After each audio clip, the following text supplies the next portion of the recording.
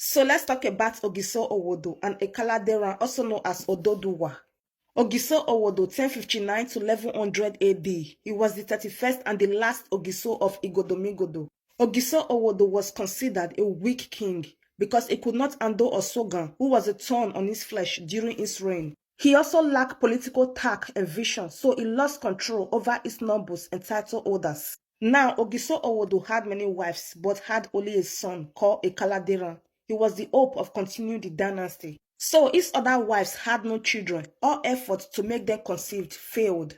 So Ogiso Owodo's senior wife, Esago, continued clamor for children. So due to this pressure, Owodo sent Esago to an oracle in company of his servants to find out the cause. So the oracle claimed that Esago was responsible for the barrenness in the palace. So on her way back, Esago begged for her dear life. She asked the servant to tell Ogiso Owodo that the oracle held Ekaladeran responsible, that Ekaladeran should be killed. Esago promised them gifts and also threatened them that if they failed to abide with her instructions, she would lie to her husband that the servant tried to sleep with her along the way. So the men, knowing what Esago could do, became afraid and accepted a demand to change the message of the oracle. When they arrived, Esago told her husband and co-wives that Ekaladeran was responsible for their barrenness. So after much pressure, the Ogiso agrees to kill his son Ekaladeran, the only hope of the throne, in order for him to have more children.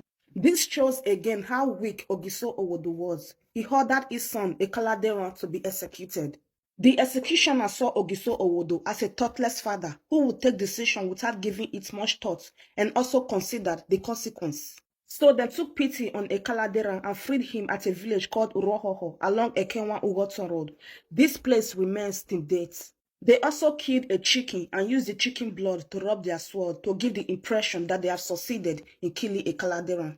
They freed Ekaladeran with the promise never to return to Igodomigodo. Ekaladeran stopped at Ugoton. The Ekairo elders took him and cared for him. But he left when news reached him that his father was already aware of his presence in Ugoton. Now 3 years has passed after the purported execution of Ekaladeran, but none of Ogiso's wives were still able to become pregnant. This time, Ogiso Owodo realized that he was deceived by his wife Esago. She was killed. He then tried to persuade his son to come back, but it was too late. This son, Ekaladeran, is the popular Ododuwa of Ile-Ife. So watch out for part 2 of this video. Thanks.